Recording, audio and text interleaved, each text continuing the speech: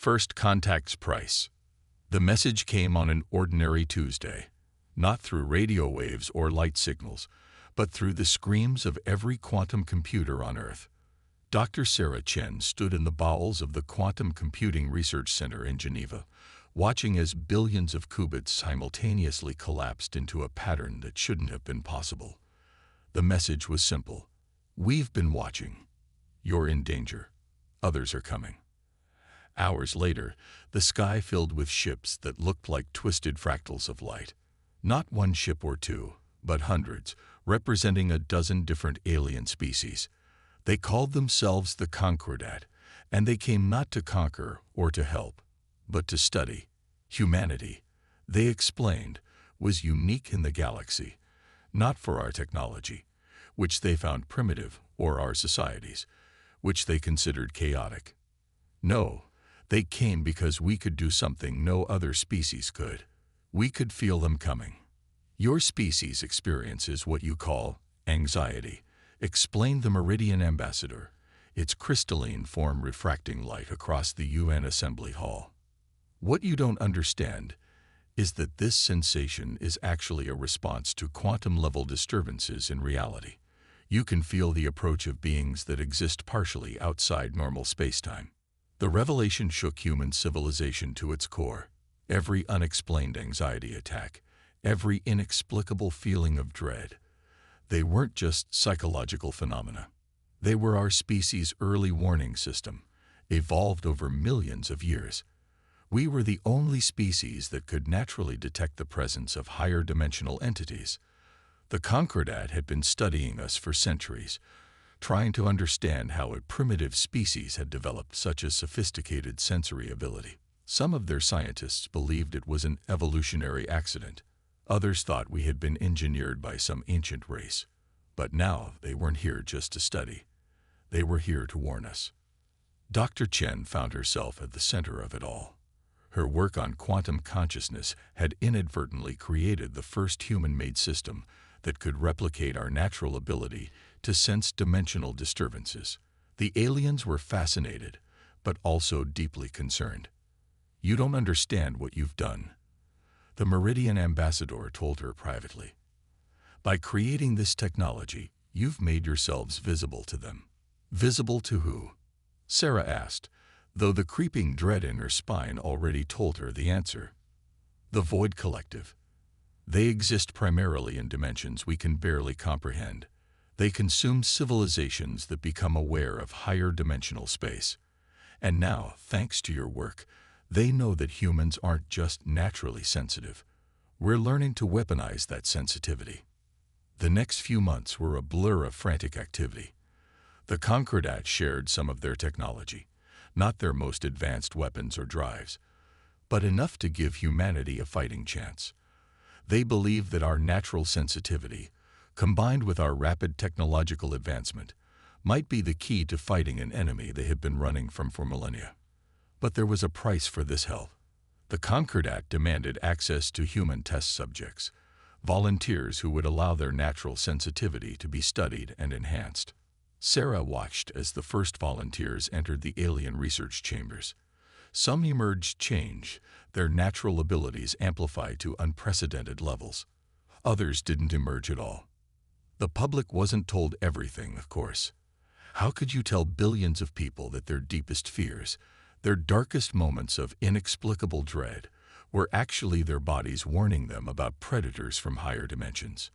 Instead, the world governments announced a joint research initiative with our alien visitors, focused on advancing human consciousness. Sarah spent her nights poring over the data from both the quantum computers and the human trials. Patterns began to emerge. The anxiety responses weren't random. They followed mathematical models that corresponded to higher dimensional movement. We weren't just sensing these entities, we were tracking them. The breakthrough came when one of the test subjects, a young woman named Maya Rodriguez, demonstrated the ability to not just sense the dimensional disturbances, but to push back against them. During one test, she generated a quantum field that actually caused pain to one of the Meridian observers. The aliens were shocked. They had never seen a primitive species demonstrate such capability.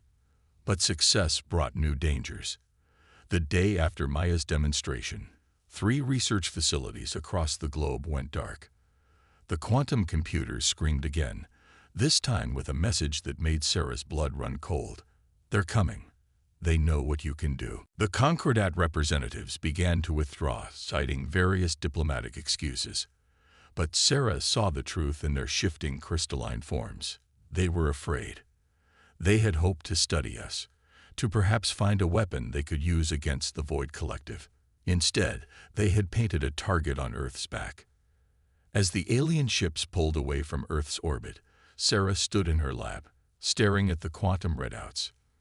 Maya sat in the testing chamber, her consciousness generating patterns that rippled through multiple dimensions. We were no longer just the galaxy's early warning system. We were about to become its first line of defense. The real question was, were we ready for what was coming? The warning signs. The first signs of the impending crisis came not from our quantum detection systems, but from ordinary people. Reports flooded in from across the globe. Insomnia epidemics, mass anxiety events, and children waking up screaming about the dark between spaces. Dr. Sarah Chen recognized these symptoms from her research data. Humanity's natural early warning system was going into overdrive. Maya Rodriguez had been moved to a secure facility beneath the Rocky Mountains, along with 24 other individuals who showed enhanced sensitivity to dimensional disturbances. They called themselves the Resonance Team, though the military brass preferred the term Human Early Warning System. Maya's abilities had grown stronger since the first breakthrough, but with that strength came a terrible burden. She could feel them watching. They're like holes in reality, she explained to Sarah during one of their daily sessions. Not just watching us, but studying how we watch them. They're learning about us, adapting to our methods of detection. Maya's hands trembled as she sketched impossible geometries on her tablet, trying to illustrate what she perceived. The worst part is, they're not just curious. They're angry. The Void Collective's first direct attack came 3 months after the Concordat's departure. It wasn't a conventional assault. There were no ships, no energy weapons, no forces that could be detected by traditional means. Instead, entire communications networks simply ceased to exist. Quantum computers worldwide began to fail, their qubits twisted into configurations that defied the laws of physics. Sarah worked frantically with what remained of the international scientific community to understand what was happening. The patterns of failure weren't random. They were systematic, as if the Void Collective was conducting surgical strikes against humanity's technological nervous system. But their true target soon became clear. They were trying to isolate the sensitives, to cut off humanity's early warning network. General Helena Martinez, the newly appointed commander of Earth's Defense Initiative, understood the implications immediately. They're not just attacking our technology, she declared during an emergency UN session. They're trying to blind us. Without our quantum detection systems, without our sensitives, we'll be as vulnerable as every other species they've consumed. The response was Project Aegis, a desperate plan to protect Earth's remaining quantum infrastructure and the growing network of human sensitives. Traditional military forces were useless against an enemy that existed primarily in higher dimensions, but humanity had one advantage. We could feel them coming. The challenge was turning that sensitivity into a defensive capability. Sarah's breakthrough came from an unexpected source. Historical records of human meditation techniques and ancient practices of energy work. What previous generations had attributed to spiritual or mystical forces turned out to be crude but effective methods of manipulating quantum fields. By combining these techniques with modern technology and the enhanced abilities of the sensitives, they began to develop the first effective countermeasures. Maya led the first successful defense during an attack on the Rocky Mountain facility. The Void Collective's attempt to collapse the facility's quantum systems met resistance in the form of a coordinated push from the Resonance Team. The attacking entity recoiled, its higher dimensional form disrupted by the combined psychic force of 24 humans working in concert. But victory came at a price. Half the resonance team collapsed from the effort, their minds strained by direct contact with something their brains weren't designed to perceive. Maya spent 3 days in a coma, her neural patterns showing activity across dimensional frequencies that shouldn't have been possible for human consciousness to access. When she finally awoke, her first words chilled Sarah to the bone. "They're afraid of us now. Not just angry. Afraid. We hurt one of them. And they didn't think that was possible." The implications were staggering. Humanity hadn't just demonstrated the ability to detect these entities, we had proven we could fight back. The Void Collective's attacks intensified, but they also became more cautious, more strategic. They were no longer dealing with simple prey. They faced an opponent that could bite back. General Martinez seized on this development, pushing for the expansion of the sensitive program despite concerns about the toll it took on volunteers. "Every species in the galaxy runs and hides from these things," she argued. "We're the first ones to stand and fight. That has to mean something." Sarah wasn't so sure. As she watched Maya and the other sensitives train, pushing their abilities to new limits, she couldn't shake the feeling that they were rushing into something they didn't fully understand. The Void Collective's attacks were probing, testing, learning.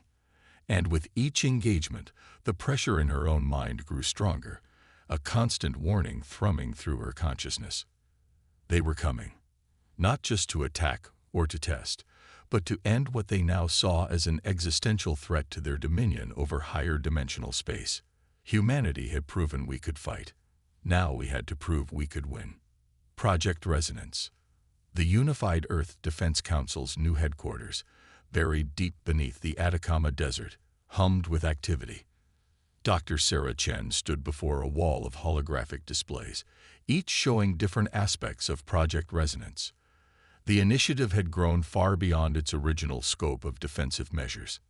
Now, humanity was building weapons. "The principle is simple," Sarah explained to the assembled military leaders. "We've learned to amplify and focus the natural sensitivity that allows humans to detect dimensional incursions. But Maya's team proved we could do more than detect. We could strike back. Now we're weaponizing that capability." The prototype sat in a reinforced chamber below, the resonance engine. It looked deceptively simple, a sphere of crystalline material surrounding a quantum core, with stations for human operators to interface with the system.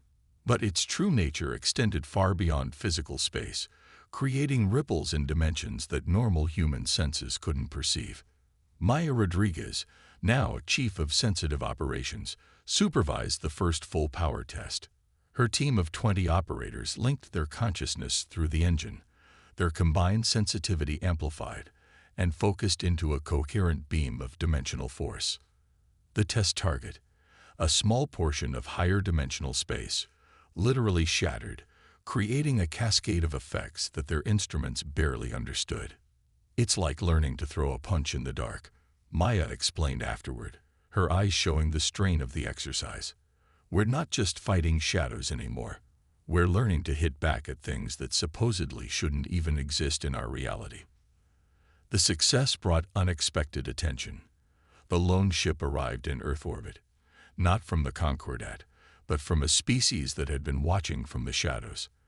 The Nexus, as they called themselves, were ancient survivors of the Void Collective's earliest expansions. They had hidden for millennia, using technology to dampen their dimensional signature. Their ambassador, a being of shifting mercury and light, came with a warning. "You don't understand what you're provoking," it told the Defense Council. "The Void Collective doesn't just destroy civilizations, it erases them from existence itself. Every weapon you create, every defense you mount, only makes you a greater threat in their eyes." But Sarah saw something the ambassador didn't mention. Fear, not of the Void Collective, but of humanity. In developing the resonance engine, we had achieved something the Nexus had never managed in thousands of years of hiding. A way to fight back. General Martinez seized on this revelation. "You're not here to warn us," she confronted the ambassador. "You're here to assess whether we're more dangerous than the enemy you've been running from." The Nexus ambassador's form rippled with colored patterns that their xenolinguists identified as agitation. You cannot comprehend the forces you're dealing with. The Void Collective exists in dimensions where the very concept of time is fluid. They don't just attack their enemies, they unmake them across all possible timelines. But humanity had lived with anxiety and dread our entire existence. The very sensitivity that made us vulnerable to the Void Collective had also made us resilient. Every human being had experienced the fear of the unknown, the terror of the dark, and we had learned to face it. Project Resonance expanded rapidly. The first prototype engine became dozens, then hundreds. Each required a crew of sensitive operators, leading to a global screening program that identified and recruited individuals with enhanced dimensional awareness. Training facilities were established on every continent, teaching people to harness abilities that humanity had previously dismissed as anxiety disorders or overactive imaginations. Sarah worked closely with Maya to refine the technology, but she couldn't shake a growing sense of unease. The resonance engines were incredibly powerful, but they were changing their operators. Maya's team showed increasing signs of synchronicity, finishing each other's sentences, sharing dreams, experiencing emotions in unison. They were becoming something more than human. "We're evolving," Maya told her during a late-night research session, "not just adapting to use the technology, but being adapted by it. The engines aren't just weapons, they're gateways to understanding reality in ways we never could before." The Void Collective's attacks continued, but they were different now. Instead of trying to collapse their quantum systems or isolate their sensitives, they began targeting population centers with waves of dimensional distortion. Millions experienced overwhelming terror as their natural sensitivity was overwhelmed by alien presences pressing against the fabric of reality. But each attack made humanity stronger. Those who survived developed greater resistance to dimensional interference. Children born in affected areas showed enhanced sensitivity from birth. The very weapons being used against them were accelerating their evolution. The Nexus ambassador observed these developments with growing alarm. "You don't realize what you're becoming," it warned. "The Void Collective isn't just attacking you. They're trying to prevent your ascension." Sarah looked at the data from the latest resonance engine tests, at the impossible readings that suggested human consciousness was expanding into new dimensions of reality. The ambassador was right. They were becoming something new. The question was, would they complete their transformation before the Void Collective launched their final assault? The Silent Fleet. The shipyards of Luna presented an impossible sight. Vessels that seemed to exist in multiple states at once, their hulls rippling with patterns that hurt the eyes to look at directly. These were humanity's answer to the Void Collective's escalating attacks. The Silent Fleet. Each ship was built around a cluster of resonance engines, powered by crews of sensitive operators working in perfect synchronization. Dr. Sarah Chen watched from the observation deck as the flagship, HS Consciousness, prepared for its first full power test. Maya Rodriguez, now Admiral of the Silent Fleet, stood at its heart with her core team of sensitives. They had changed dramatically over the months of training. Their eyes now showed hints of colors that shouldn't exist, and their movements left trailing echoes in dimensions normal humans couldn't perceive. "We're not just building weapons anymore," Maya had told Sarah during the final preparations. "We're creating a bridge between what humanity is and what it could become." Her voice carried harmonics that made the quantum sensors spike, a sign of how far she had evolved beyond baseline human capabilities. The test exceeded all expectations. When the consciousness activated its engines, it didn't just disappear from normal space. It ceased to exist in any dimension that their instruments could detect. The ship and its crew had achieved perfect dimensional resonance, becoming invisible even to the Void Collective senses. But success brought its own problems.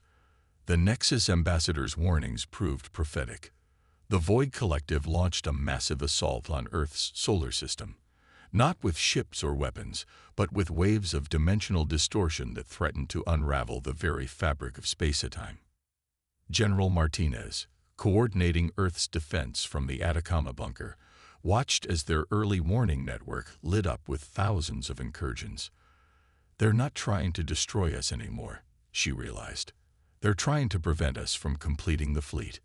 They're afraid of what we're becoming." The Silent Fleet's construction schedule accelerated. Every ship required a crew of sensitives, and humanity's population of dimensionally aware individuals had grown exponentially. Children were being born with natural abilities that surpassed what the first generation of operators had achieved through years of training. Sarah's research team made a startling discovery during this period.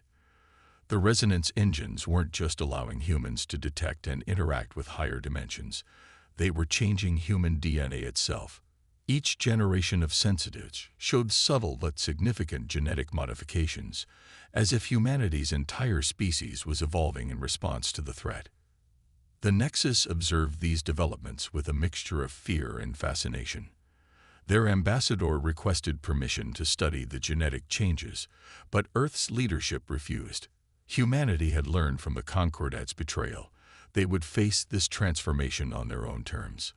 Maya's fleet grew to include hundreds of ships, each crewed by teams of evolved humans capable of manipulating dimensional forces that most species couldn't even detect. They began running interference missions, protecting Earth's colonies and installations from Void Collective attacks. Each engagement taught them more about their capabilities and their enemies' limitations. The Void Collective's attacks became increasingly desperate. They attempted to collapse entire regions of space, trying to isolate Earth from the rest of the galaxy. But the Silent Fleet was always one step ahead, its crews able to sense the buildup of dimensional energy before each attack. Sarah worked closely with Maya's flagship crew, studying how they had adapted to their new capabilities. The changes weren't just physical, their consciousness had expanded into new dimensions of reality.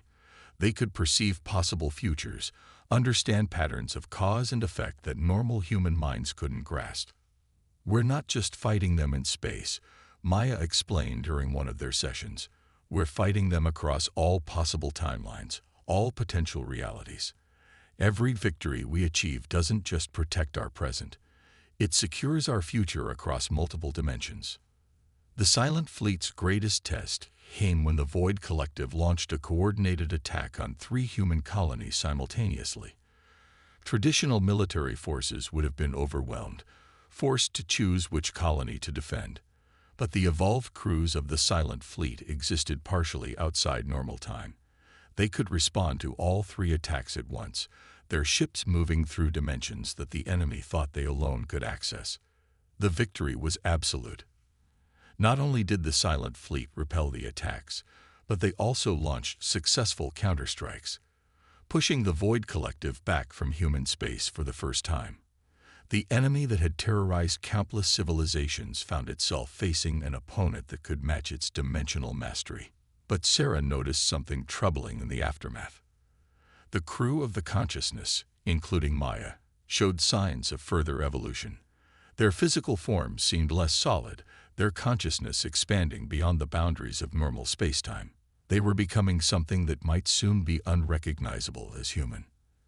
As the Silent Fleet prepared for its final offensive against the Void Collective's home dimension, Sarah couldn't help but wonder, in defending humanity from extinction, were they inadvertently shepherding its transformation into something entirely new?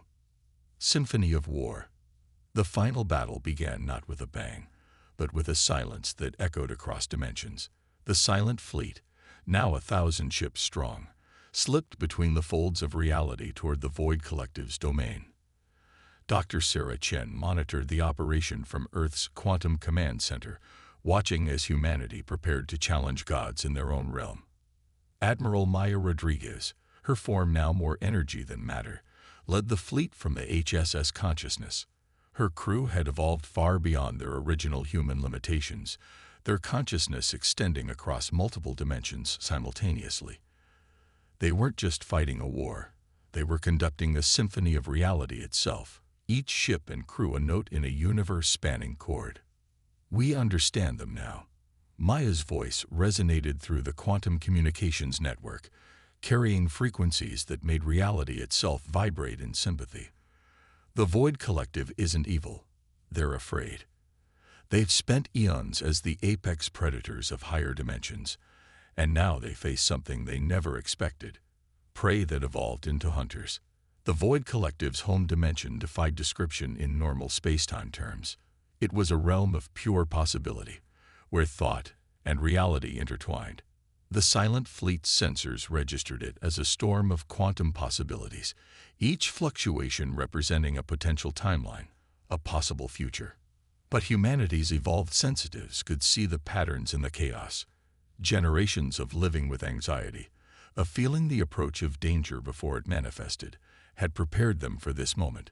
Where other species saw meaningless disorder, they perceived intent, strategy, vulnerability. The battle engaged across a battlefield that existed in 11 dimensions simultaneously.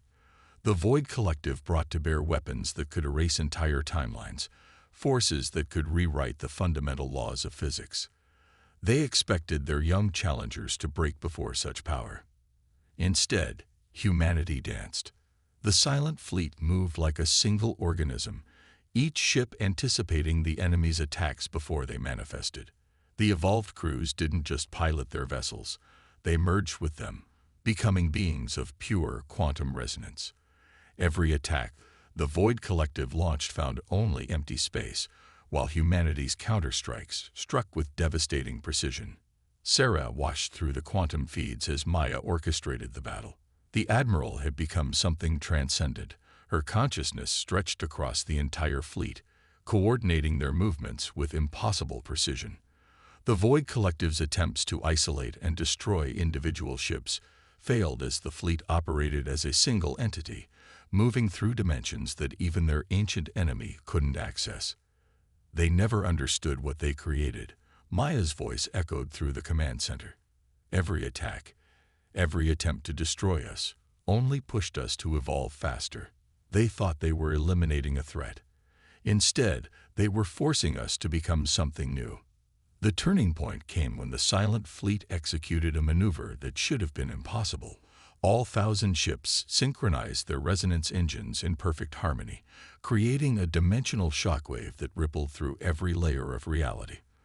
The Void Collective's realm began to fracture, their carefully maintained domain of chaos suddenly subject to the order imposed by human consciousness. But victory came with revelation. As the Void Collective's defenses crumbled, humanity's evolved sensitives perceived the truth behind their enemies' actions. The beings they had been fighting weren't simply destroyers, they were custodians of a dying multiverse, desperately trying to prevent the rise of species that could further destabilize reality. Maya made the decision that would reshape the galaxy. Instead of delivering the killing blow, she initiated contact. The Silent Fleet's crews projected their understanding, their empathy, emotions that the Void Collective had never before encountered in their eons of existence.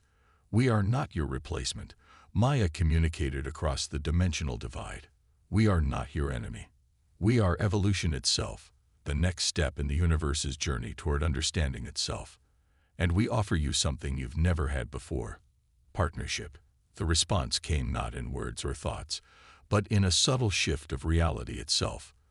The Void Collective, for the first time in their existence, stood down. They recognized in humanity something they had never found in all their years of watching lower dimensions: beings capable of not just surviving chaos, but of finding harmony within it. Sarah observed the quantum readings as they stabilized across all dimensions. The battle was over, but the transformation was just beginning. Humanity had not just proven itself equal to the gods of higher dimensions, they had shown themselves to be something entirely new. A species born of anxiety and dread had evolved into beings capable of bridging the gap between order and chaos. As the Silent Fleet returned to normal space, their crews forever changed by the experience, Sarah reflected on the journey that had brought them here. The aliens who had once mocked humanity as fragile had failed to understand a fundamental truth. Our greatest weakness, our fear of the unknown, had driven us to become something unprecedented in the universe's history. Maya's final transmission to Earth summed it up perfectly.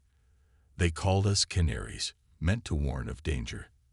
They never considered that a canary could learn to sing new songs, songs that could change reality itself. The war was over. The evolution was complete, and humanity's next chapter was just beginning.